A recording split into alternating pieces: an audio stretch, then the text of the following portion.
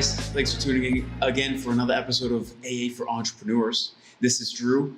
This is Adam. Can't believe we're on episode 16 already. This is insane. I know, it's so great. I was actually writing down the schedule of like the releases for the next month and being able to write AA for Entrepreneurs episode 20. Like we're going to be 20 episodes deep by mid next month. I know, that's so insane. Yeah. It feels like just a couple of weeks ago when we were at episode 1. Yeah. I always go back to that. Feels like yesterday that it was like an idea. You know? Right. You're like, man, there's no local podcasts out here. What do we call it? Yeah. Like I wish I remembered like the other names we had. I don't know if we had any other names. No, I don't know. I think it was like my brain immediately was like AA for Entrepreneurs. Yeah, it's just worked. It clicked really well. So Man. you just had an epically great weekend. Yes, I'm still recovering. I'm still exhausted. Man, literally Friday night we had the launch party for Harvest Cup. Went there and mingled with a few people. I stayed pretty quiet for the most part. You know, I kind of kept to the people I knew at the launch party.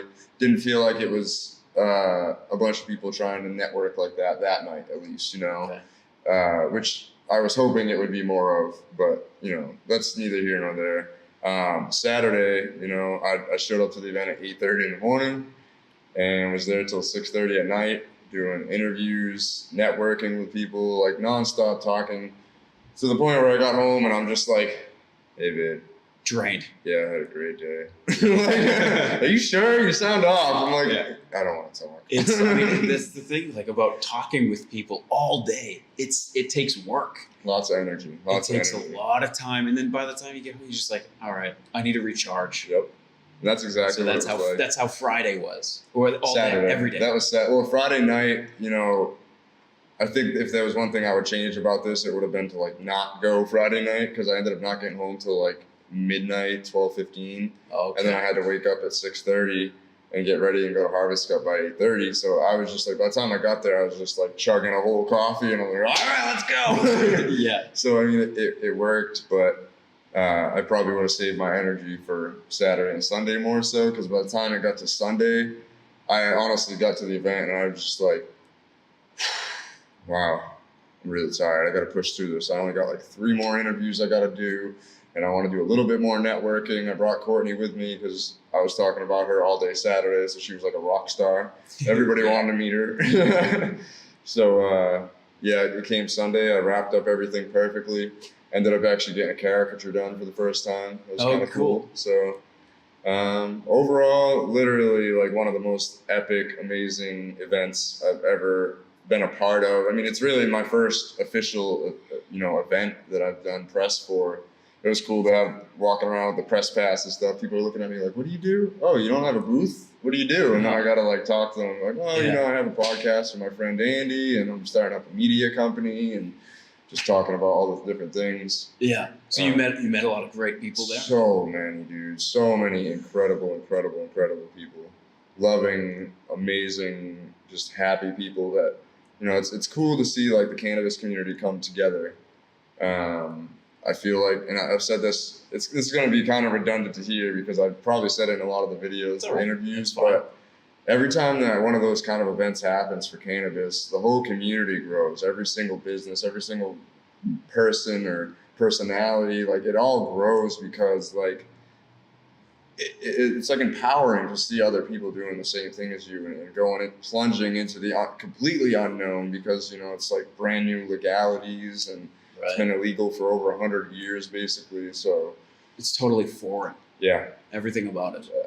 So not only, you know, starting a business and having a business is pretty foreign as is, but then jumping into this whole market where a lot of it's in the gray area is incredible. And to hear people's stories, like I went home on Saturday and I literally I was watching a couple of videos and Corey's like, are you crying? I was like, I might have tears in my eyes, leave me alone. Because I didn't get to feel that when I was interviewing them. You know what I mean? I was such in work mode. Like I was listening, but I wasn't feeling, you know. Yeah, you weren't emotionally in touch at the moment. You had a lot going on. I kept my energy high the whole day. So no matter how tired I got, no matter how sad somebody's story was or made me want to feel emotional, just kept my energy high and kept it moving through the whole thing. And, you know, I was talking to you about this earlier. There was a couple interviews that you could tell they're nervous and stuff, and I gotta kind of warm them up in the interview and get them going. And it's a fun skill to like build interviewing skills. Yeah, it feels good. I mean, it's just having the ability to communicate with somebody and to be like, hey, listen, it's no big deal. It's just because there's a camera here and whatever, it's a camera. It's like a conversation. Yep. So you kind of get used to talking to people, and it's fun. Yep. You know? I've actually gotten better at, talking to the camera, because I've actually been like, if you look at a camera, it's an eye, like it is. It's literally an eye. So it's like making eye contact with somebody. And that's kind of the way I've been viewing being in front of the camera, and it's gotten me a lot more comfortable with it. Yeah. So basically, and it's actually a lot easier to look directly into the lens of a camera than it is to look directly into somebody's eye. Yeah. Because like looking into somebody's eye gets like uncomfortable. This doesn't get uncomfortable. Like, do they think that I'm being weird? Like, am I looking too deep into their eyes? I don't know, man. Yeah. So excellent weekend. You got the whole month lined up of like release dates and when you're gonna publish. I'm trying to figure out interviews. a good graphic to put that together with the release dates. I'm trying to figure out if I want to release them all at once and then break it up like once a week, post about them again, or if I want to just post it like weekly and then kind of go from there, because I think maybe planning too far ahead might not work. So maybe I'm gonna let like the businesses know when I'm gonna release so they can get ready to promo and everything too. Yeah. I still got some brainstorming to do on that. Yeah, so. you got plenty of time. Yeah, I got the first couple weeks planned at least, so I can get all the videos edited, done, and then planning goes from there.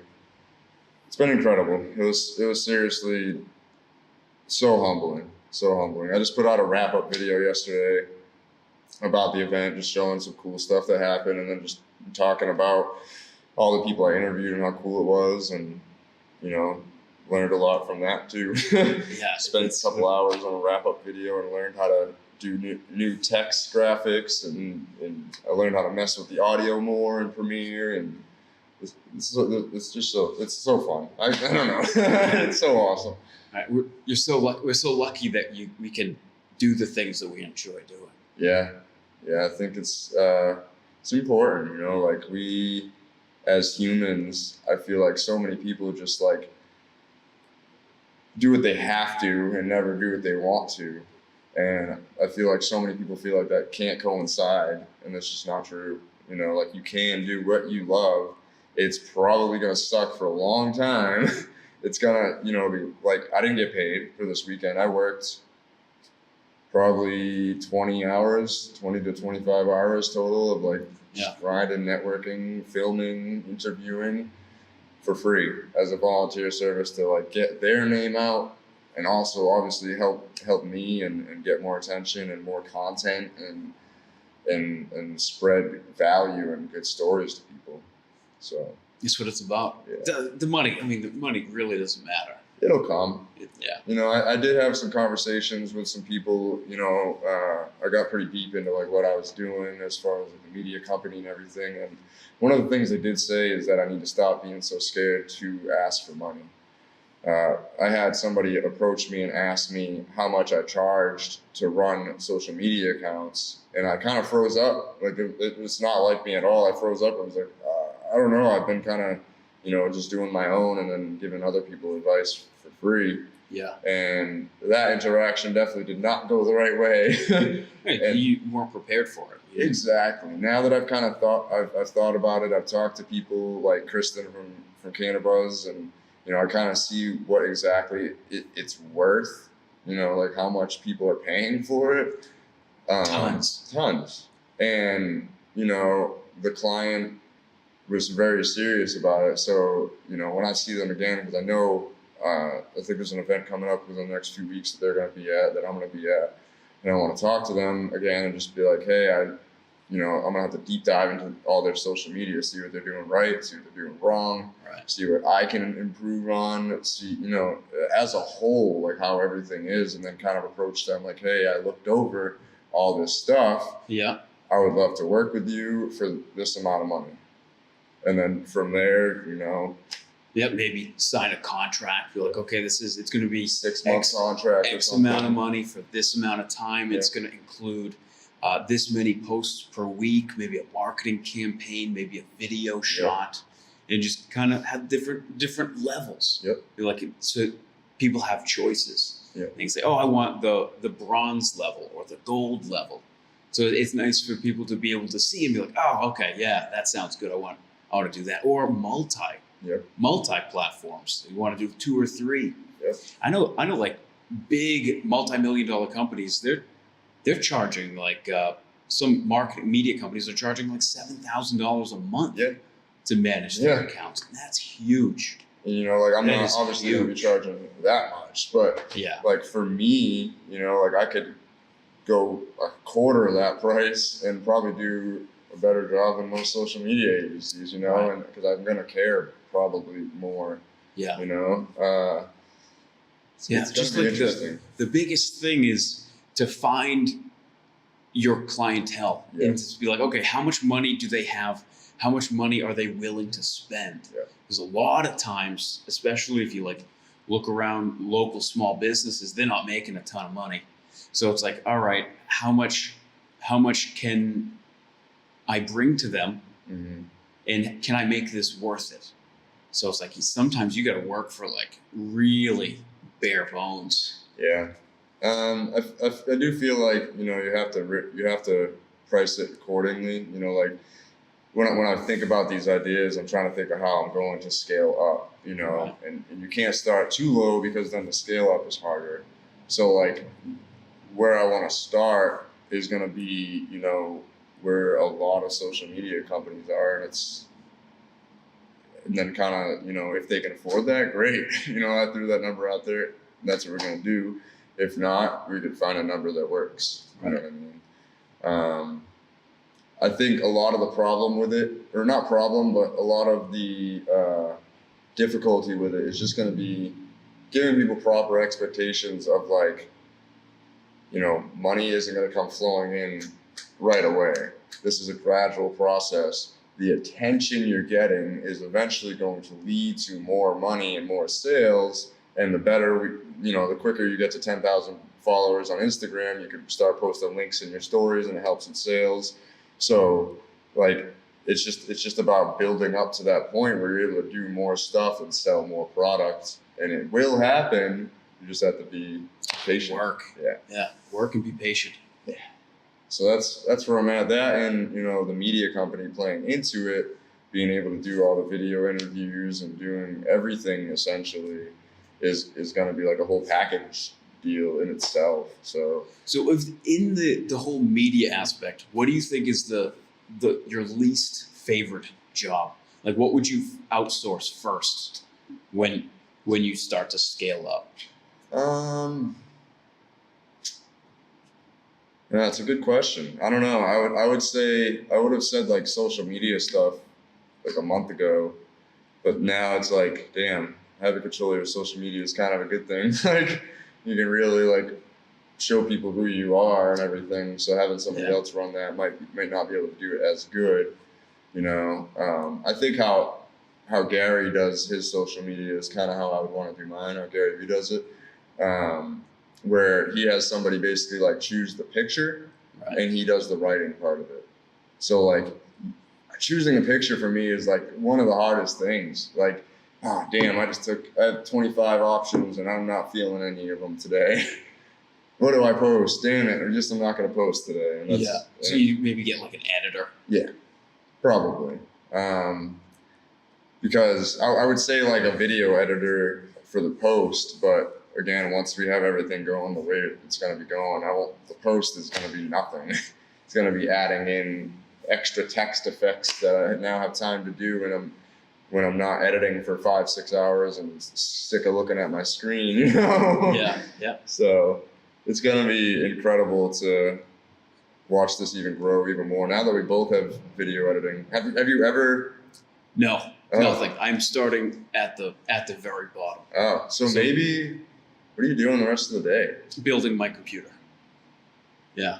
So I'm going to build that, and then get the software, and then maybe dabble in the building the foundation of knowledge that you need to use the software. I think you just need to use it. Like, Practice. Just like jump maybe in. next week's podcast we'll like record it and we'll edit it at your house, and 'cause that's the way I learned. Like Casher taught me basically everything on Adobe, like from Yeah. Premiere to Audition to Photoshop a little bit. You know, it's really incredible how much you can learn on that, and I'm still learning. Like I literally yesterday I learned like 5 new things on Premiere, and it made me so happy. I'm like, damn, I'm gonna be able to bring that to AA for Entrepreneurs and make that better too. Yeah.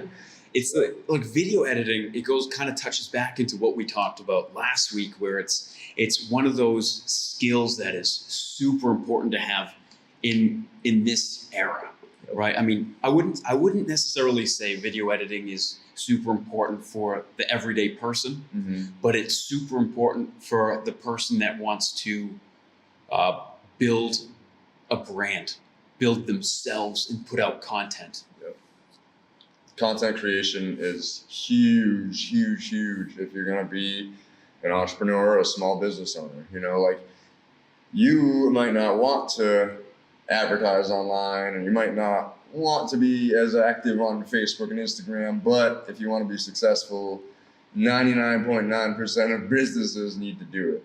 So it's one of those things you just gotta either suck it up and do it or suck it up and hire somebody to do it. Right. There's no other way. There's no in between. If you're not going hard on social media, you're getting passed by other people.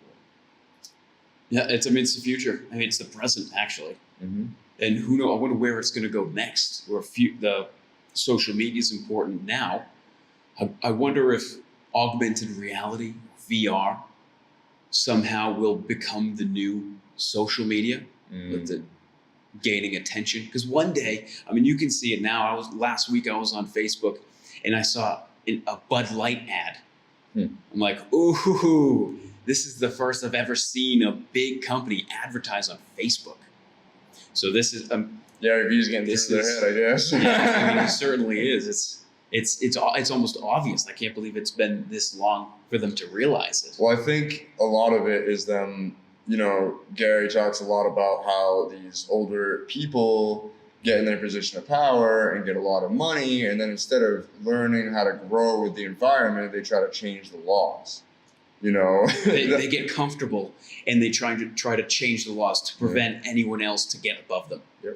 and they try to convince Ridiculous. people that TV commercials are more effective than social media commercials. Like, Silly. first of all, a TV commercial is so expensive to make. Never mind what it takes to advertise on the channel. Yeah. Like to advertise on Facebook is like pennies compared to TV, you know? So that's why like you and I are both like kind of getting into this realm of like we need to make social media commercials for businesses. Like this is the next wave for us, you know? And It's kind of weird because you kind of think when you look back to radio, when radio was the big thing and then TV came out, the way that radio made commercials, I mean, the way that TV made commercials was very similar to how commercials were made via radio. Yep. And now we're kind of getting to the point where people are making video commercials like it's supposed to be on TV, whereas it needs to be directed towards social media. But that's kind of weird because I don't necessarily know if anyone's really figured out exactly how that's to be done. Yeah, because a lot of people feel like ads are invasive on social media, and a lot of people haven't embraced it fully, you know, like, but you have to realize that these media companies need to advertise somewhere. And if all your attention is on Facebook and Instagram and Snapchat, where do you think they're going to advertise? Like, you know, who watches commercials? When commercials come on, I go play with my phone, I get food, I go smoke a bowl, like I do anything but watch the commercial. Fast forward. Yeah, fast forward if I'm like watching DVR, you know. So it's TV commercials are dead, in my opinion. Besides like the Super Bowl and like big events like that, but hit us up. Social media commercials are the future. If you're watching or listening to this, like you need someone to help you with social media commercials and to get that feeling. And some businesses have realized it, like Restoration Coffee. I showed you that article where the owner, Matt, I believe his name is, the train was down and his coffee shop's right next to the Abington train station. and he went there and handed out free hot coffee to people. Like, these people, Heather and Matt, I hope I'm right with the Matt part. I'm terrible with names, but they do so much like good for people, and it was awesome to see like an article get written about them. Yeah, and it doubles as excellent marketing.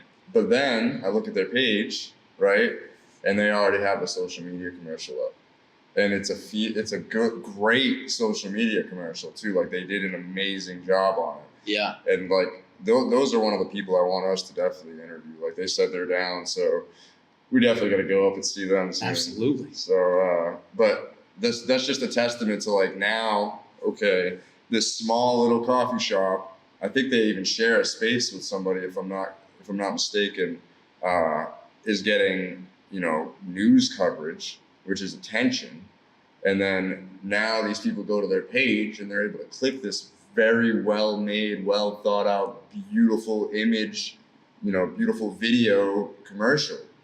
And that, like, to me, that made me fall completely in love with the business. Like, after I was like, I've been following them personally.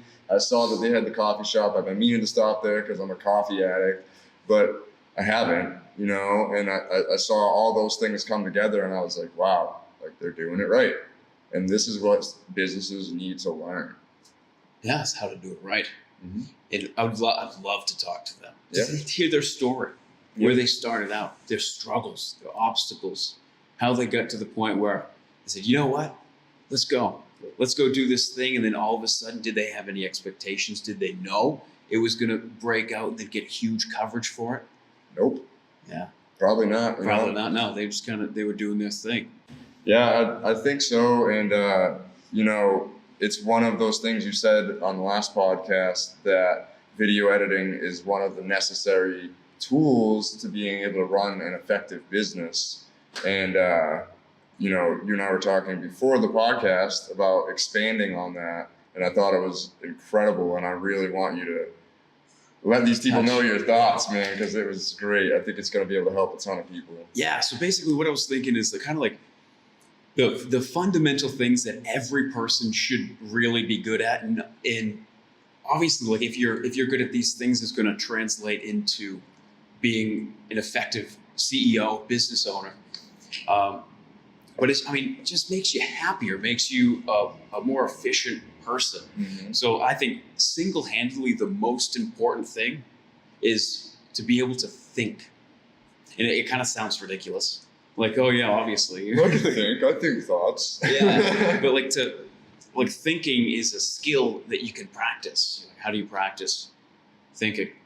And the best way is writing, because writing is essentially thinking on paper. Mm-hmm. And speaking does the same thing. It's speaking instead of writing on paper, you're speaking into a microphone. Yep. So that's the same thing, thinking out loud. That's the most important thing, because it's just organizing your thoughts. Mm-hmm. And it's something that people can take for granted, because if you're just sitting on the couch and your thoughts might go from here to here to here to here to here to here, and there's nothing really controlling, like anyone saying, hey, that doesn't make any sense. You can't just string together 6 random things and make a paragraph. That's going to be a sloppy mess. So writing. Another thing is, basic communication. Yeah. Right. So listening. Listening is super important, because if you have 2 people just talking, no one's listening, you're not going to get up the road. No. You're going to be stuck in a dead point. And that's real listening. That's listening without feeling like you have to respond, because a lot of the times I feel like people want to make it about them, which leads to a terrible conversation, and it makes the other person feel like you're not even listening to anything you say. So actually listen, respond when you have to or when you're supposed to, but don't talk over people and don't. That's the worst. Yeah, that is the worst. We're looking at you, Token Dad. One sure way to not make friends is to talk over them. Don't let them finish a thought or idea. Interject. Put them down. Make fun of them. Like, look at your phone while they talk. That's one way. Get me out of here.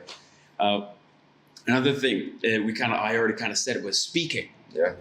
being fluent in the way that you deliver sentences on the spot, on the fly. And that goes with thinking. You have Exactly. you have to think on the fly to be able to speak on the fly. If somebody throws something at you that you're not ready for, too bad. You gotta deal with it. They do go hand in hand, but like sometimes, I don't know if you've ever like seen a writer being interviewed. Now, sometimes they're like, wow, this dude is like on point, or this woman is on point. Yep. But sometimes they're a brilliant writer. They can put together a story, but put them in front of the camera and they can't really. That's my older brother, man.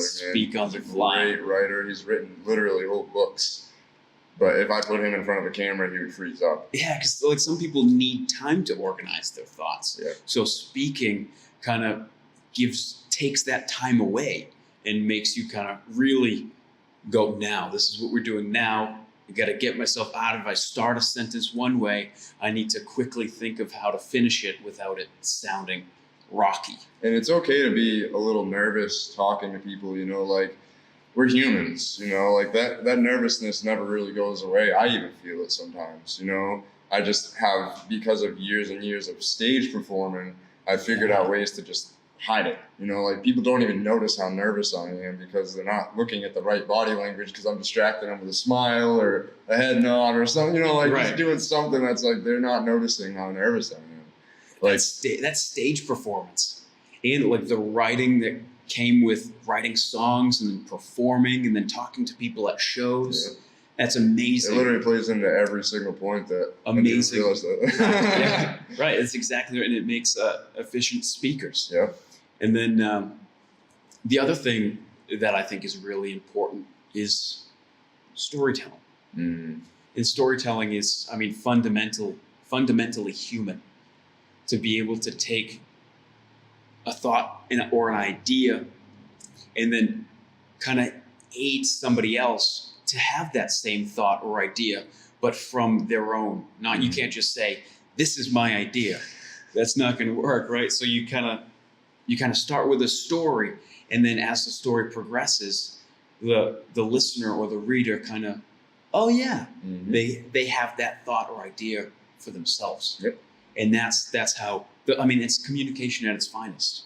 Yeah. I think those real 3, 4, 5 points really especially important to build self development, Mm-hmm.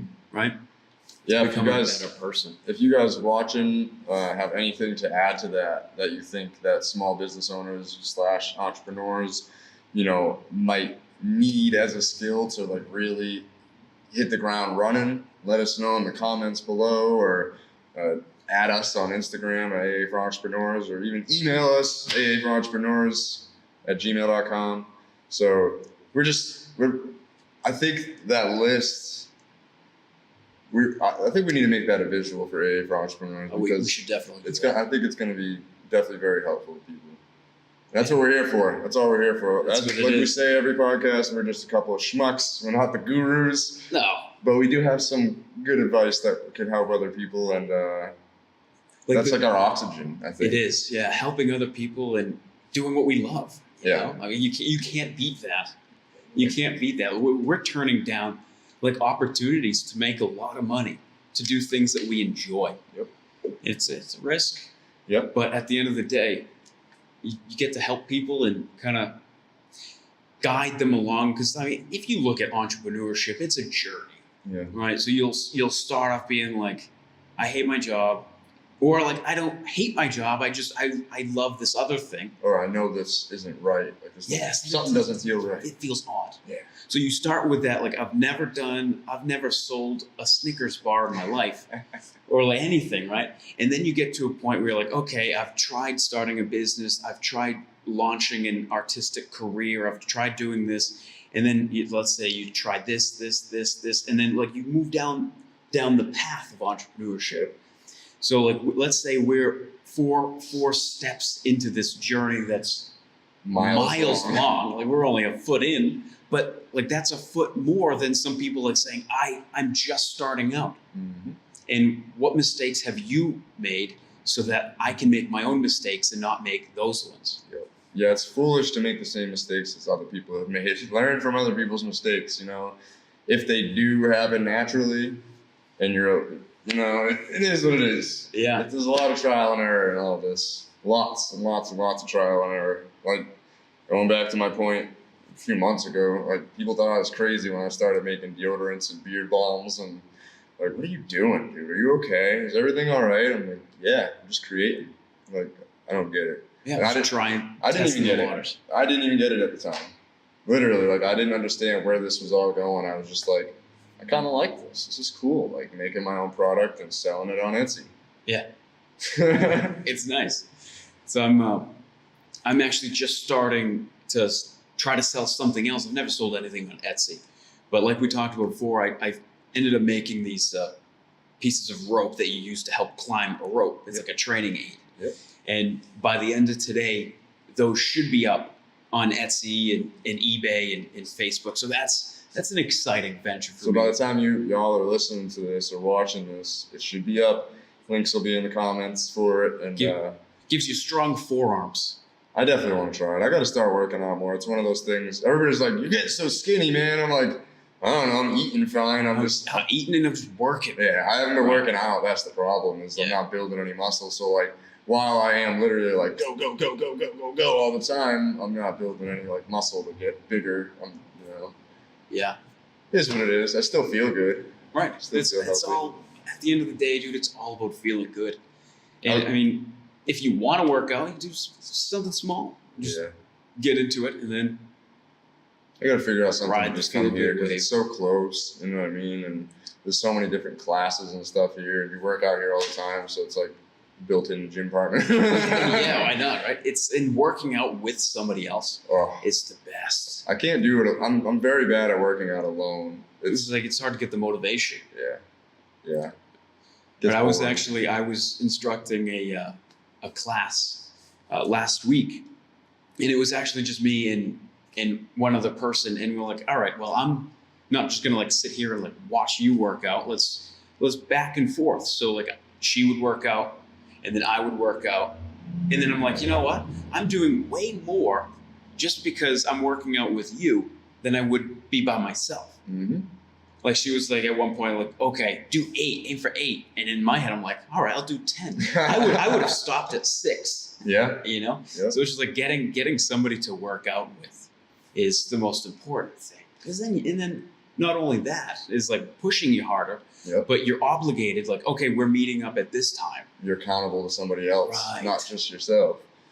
Yeah, it's huge. It's huge. I think that's.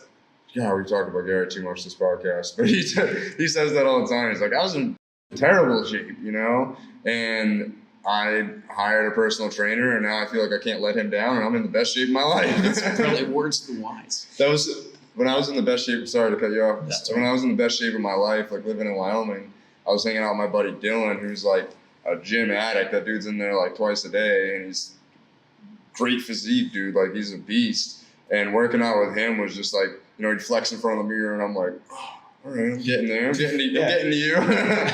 You know, and him being able to, you know, trust somebody. Like when you're lifting and you're pushing to that next max, like you're bench pressing, you're like, oh man, those 2 hurt. Like I don't know if I should do 2 more, but if you got a partner, you're like, I could probably do 4 more. Like you're saying, you're like, ah, and then they're like, come on. You're like, yes. Ah, and they help you like just a tiny bit to finish, you know. Yeah. And because of that, you just pushed yourself 3.5 times harder than you would have. That's growth. Yeah, it feels good. It feels good. Like you go into something like, all right, I'm gonna do this. This is my goal. I'm gonna get a 6-pack. So you work for months and months, and then you finally get a 6-pack, and then you look back on it like, not only did I work on getting a 6-pack, but all these other areas of my life started growing too because they fall back on each other. Mm-hmm. One gives you the confidence to do another thing, and then that other thing gives you the confidence to go back to this. Yep. And it's a beautiful thing. Now, a second ago you had mentioned Gary Vee again. I was thinking like, Gary Vee has like such an amazing life. Yeah. Right? Yeah. If you were to pick one thing that you're really envious of, like, oh, I envy that about Gary Vee's life. And I don't mean like envy as in like that's an ugly word. You know, it's more like admire. Mm-hmm. What about his life do you admire most? Oh man, I admire his transparency in most things. You know, like he doesn't show his family and stuff much, which I definitely respect. But he's very transparent with a lot of the stuff he puts out there.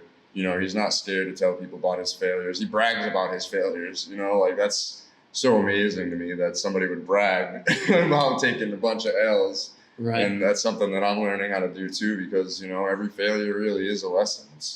It's not just a catchphrase, you know, like it's a real thing. And you know, the other part that I'm jealous of is that he has a personal trainer. That'd be cool. That would be nice. To travel all around with me and always be with me and make me eat better and keep you fit. Yeah, you're making my meal plans for me and working out with me, making my workout plans for me. All I got to do is show up. This is great. I need that. Right. How about you? I'd say I'm envious that he's got like the freedom. You know, I mean, he's got the cash to do what he wants, and he's doing what he wants. He chooses to work his face off still. Yeah, because he loves it. Yeah. And I envy his work ethic. You know, because he's out there every single day. Now I look at Gary's life as a CEO, and I think I don't think I'd necessarily want that. Because like the way that he lives his life, constantly in and out of meetings, around people all day. Now this is just a thought that every once in a while I'll like, do I want that? Is meetings all day, every day? Is that the type of work that I want to be doing? I don't know. I don't know if that's exactly me, but I envy the work ethic. Oh, every it day. makes me feel lazy as shit. I'm like, I put out a podcast once a week. He puts one out once a day. I can't beat Gary. Like, there's just no beating his work ethic. What do you think is like something that annoys you about Gary Vee a little bit? That's a good thing. I didn't think about that. What annoys I feel like somebody always has something that. Yeah, like with every mentor, right? Every mentor that you have, you admire, and then all of a sudden at one point you're like, oh, I hate that about you. right? There's always that one thing. What is it about Gary that he used to be big on interrupting people? I hated that. Yeah, I feel like the more people have complained about it, he's toned it back. He's toned it back. He's like, okay, yeah, that's shitty. Yeah. I shouldn't be doing it. And a lot of the times I'll listen to him talking to other people, and he'll always say like, no. Like somebody will say something, he'll be like, well, no, and then he'll say his own point, and his own point happens to be like ingenious because he's Gary, but the way that he shuts other people down, I think is annoying. I find that one of the things that I was annoyed with until I understood it, he really does like see ahead of the conversation where it's going. He already knows what you're going to say. Yeah. So before you make that excuse, he's saying, no, stop. So like before you even have that action of that negative thought, he's literally stop it right there. And then he brings you to something that's more positive. In my mind, that's what it seems like it. In what I meant by like, not like giving somebody advice, because I totally agree with like, no, that's a bad train of thought. But what I was kind of like thinking of is like him having an interview with a fellow entrepreneur, and they're both just having a conversation. And they'll say something like maybe a reasoning for why they believe in something. And sounds like completely logical. Like, yeah, that's how that person like lives. And then he'll kind of like say, no, or, no, that's not the way. Or I can't, it's hard thinking of the exact the verbiage of it, yeah, and like the exact circumstance it went down. But like I totally agree with like if somebody's got a negative thought, like, oh, I don't know, I'm just kind of, I don't know, and like just cut it out. Yeah, stop it. No, like you can be negative in that. I don't think that's annoying at all. What do you think? What do you find annoying about what Gary does? Oh man, it's hard. It is. I really, it's got to be just interrupting. I hate when people talk over me. I hate it. Like when I'm making a point and I'm like going on a path and I'm talking and everything's going smoothly and then they interrupt my thought and make it about them. And then I'm like, where was I again? Oh, I got to pick up on that momentum again. Never mind. You know, I just end up giving up half the time. Like, well, that wasn't worth it. You're just going to talk over me. What's the point of even talking, you know? Right. And when I do get a chance to talk, you're like, you don't listen to the person. Like that is super annoying. You're totally right on that one. It's impossible to having a conversation with someone that doesn't know how to have a conversation is annoying. They The always most annoying. they always go back to selfish, or sometimes like they complain all the time, like, oh my god, you're bringing me down. And that goes back to, those skills that you listed are actually just really good people skills. Like, really, to be a good human, I think, like listening to somebody and actually listening, because if you're like constantly making it about yourself, you're constantly thinking about yourself during that interaction, and you're not thinking fully about what they're saying, you're missing points, you're just not fully in it. It's rude. Yeah, it is. Just sometimes you have to just shut up and listen. Literally just boils down to that. And we got into this conversation after the Token Dead podcast where they love to interrupt. You guys are so good at that. Pros. I love you guys, but that's definitely something to work on. And we've talked to them about that, but we had the conversation of like, why don't we do that? Like, how do we just we speak, and it's like I'm going, and then you like join it and interject it, and then take it another way, and then I just like join it, interject it, go another way. It's like splicing rope. Yeah.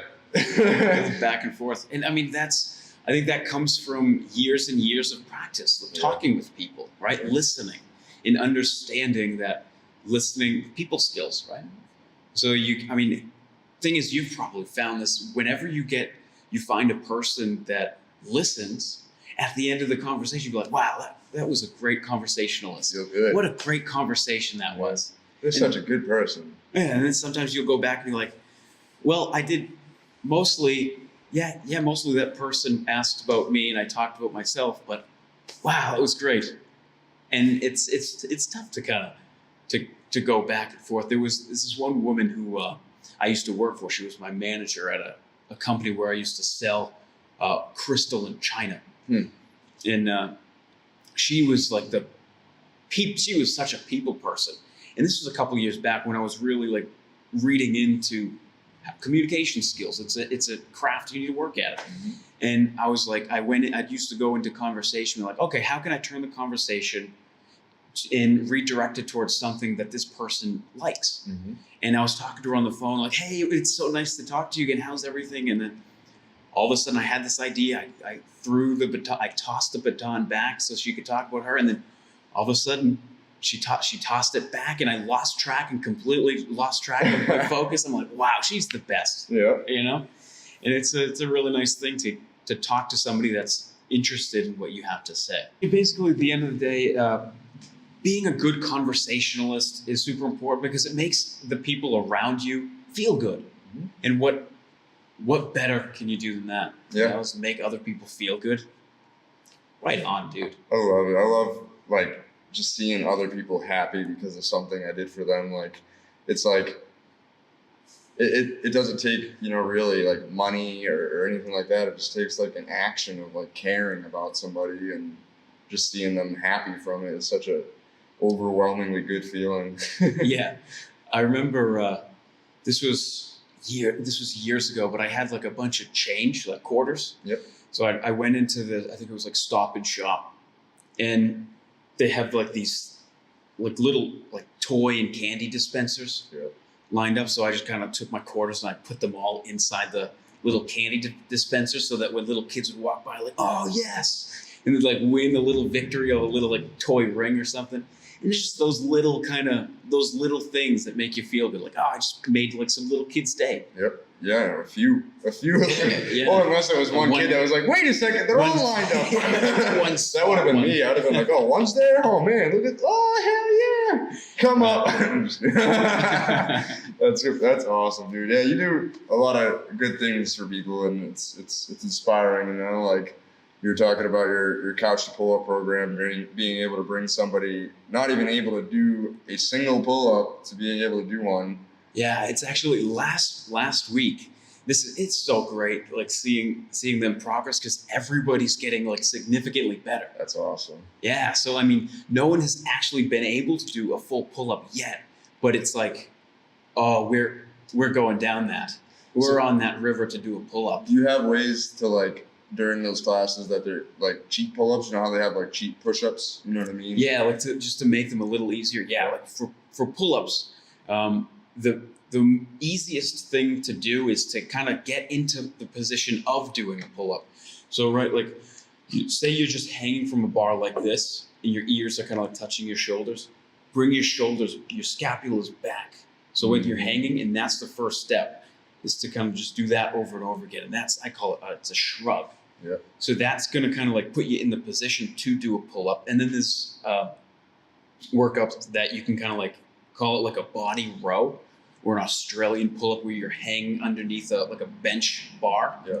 And then you're sideways. It's almost like a reverse push-up. You're like Exactly. pulling so low. Yeah. Exactly, like a reverse pull-up, and in different angles. So your body can be at this angle. That's going to be easier than this, and then with your feet up, that's going to be hard. You know, like if you can crank these out with your arms here, your feet here, and just start pulling up this way, you're right around the bend to being able to do a full pull-up. I wonder And if I then could do a there's full pull-up. we'll Never work tried. after this. I'm doing it right now. You keep talking. Yeah, so the next stage once your feet are up, again, is a pull-up. And then another way that you can kind of work on that is to do assisted pull-ups. So you can use these, you can girth hitch a band. Did you get it? Got two of them. I probably could have done more, but I was like, I'll just stop there and Right in hurt the middle of myself. the podcast. So then like another easy thing to do is to use resistance, the bands. You girth hitch it to the bar, you put it in your knee, or you step into it, and then that reduces the force that you need to pull up. Yep. That can be tricky sometimes though, because people will get used to using that and they won't use the lighter one. They'll just like, oh, okay, I can do 12 of these. That's it. It's really important to make it so that you can't do 12. Yep. Start with like, okay, I can do 4. Nice. 4 doesn't sound impressive to anyone, but it is. Yeah. Because that's Start. probably 4 better than you could do before. Yep. And then maybe next time you do 5, 7, 8. Now you're at 12 doing something harder. You hit 12, make it harder again. You can only do 4. It sucks. You just had to do that all the way. You traveled all that way. You start back at 4. Yes. But it's important to doing these steps. It's just persistence and patience It's life. to doing pull-ups. Literally, pull-ups equal life. If you can Yeah. learn how to do a pull-up, you could probably learn how to be better in life. Crush it. Crushing it, absolutely. Hey, pun intended. Do you have anything else that went on this past week? What, dude? Yeah. Sorry to kind of laugh a little bit. What the hell happened with your car? All right, so this is actually good news. This is more of like personal life stuff, but I just found out that the registration to climb Denali was passed, and I've got like an orientation date for the summer, Nice. so that like we get talk with the ranger in Alaska and like, okay, his do's and don'ts. Here's how to best not lose your fingers. But look, what I've been doing is really going out to Blue Hills and hiking with a heavy backpack every couple of days. Yeah, you put a bag of 60-pound sand or something? Yeah, the bag probably weighs like 3 or 4 pounds. Then I carry a 50-pound bag of sand, and then sometimes my camera. So it ends up being about 60 pounds. And then I walk up and down that mountain. So what happened was I pulled in, and I'm like, all right, finally, I traveled 30 minutes to get here. Here we go. I had just listened to a comedian tell a wicked funny joke. So I was like buzzing off that, like laughing and analyzing how I thought that was funny. So I get out, I hook my keys onto my bag, get out, lock the door, close the door, walk around, go to unlock. Fuck. Door's locked. No. The keys I can see them. They're latched onto my backpack in the front seat. I'm like, oh, God damn it. So I locked my keys in my car, and it was cold. All of my stuff was in the front seat. I'm like, dude. I mean, like, it happens, but I've never locked my keys in my car before. And it's funny because a month ago, I re-upped my AAA Good thing. membership card. I've never used it. I've had it for like 6 years. And I had to use it. So I called the guy. I'm like, hey, yeah, this happened. And apparently it happens all the time because Yeah. she was talking to me like it's normal. I did it like 3 times in my life. It fucking happens. And she's like, okay, well, we'll have somebody there in 35 minutes. Hang tight. I'm like, all right, cool, thanks. So I set an alarm on my phone for 20 minutes. I'm like, if I just sit here, I'm going to freeze. Miserable. Yeah. So I ended up backpackless. I ran up to the top of the hill, and then it was like just hitting 20 minutes. Like I still had 15 minutes to get down. Mm-hmm. And then I get a phone call saying, hey, there's somebody there for you.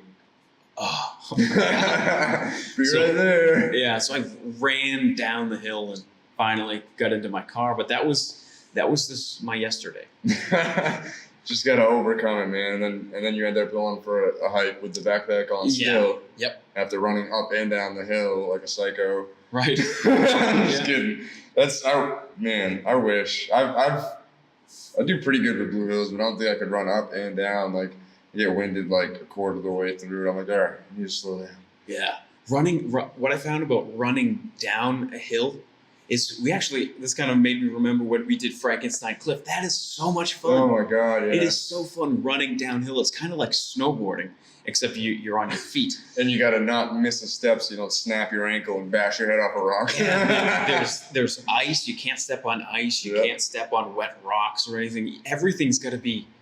You got to stay on the trail. So Yep. there's like so many things that. Yep. Excuse me. You got to stay focused on. It's a treat. Yeah. For the mind. Yeah, I need to go on a winter hike or something. I don't. Never a fan Gear. of cold weather, but Gear, gear is gear, key. gear.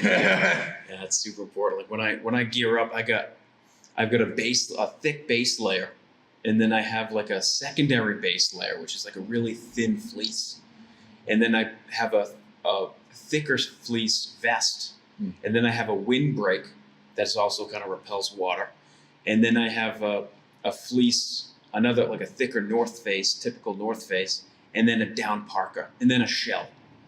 So there's like 8 layers. Yeah. And like at the end of the day, like when you're out in the cold, like it's not so bad when you're prepared for it. Yeah. As soon as you're like in jeans and even like a jeans and a parka and it's 20 degrees out, it can be cold because your legs. Yeah.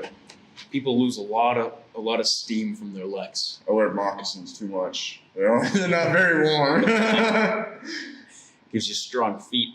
But yeah, dude, we'll go get some winter hikes in. For sure. I think that's. Look, this Thursday, the 20th, I'm releasing the first interview from the Harvest Cup series. It'll be shared on the AA for Entrepreneurs page. So make sure to check that out. The first one is a little bit of a tearjerker, at least for me. Very, very, Real emotional. very emotional story. I'll show you that once we're done with this because it's such a good story. Seriously, that'll be from Hippie Chick LLC. So look forward to that, and then we have the podcast video coming out on Friday the 21st. And yeah, we're gonna be doing a bunch more interviews coming up soon. Got a bunch of people lined up. Like we said last week, 2019 is the year for interviews for us. We're going to go super hard, bring you guys more value-packed episodes than ever before. And thank you so much for growing with us in 2018. I think we have one more episode left for the year after this. And 2018, man, it's been incredible. It has been. Hell yeah. 2019 is going to be a good one. Even better. It's going to be even better. So again, thank you guys and girls for listening and watching. Make sure you hit that subscribe button if you're watching on YouTube or if you're listening on Apple Podcast, and leave us a review too. We definitely need to hear some more feedback from y'all, and thank you. We'll catch you later. Peace.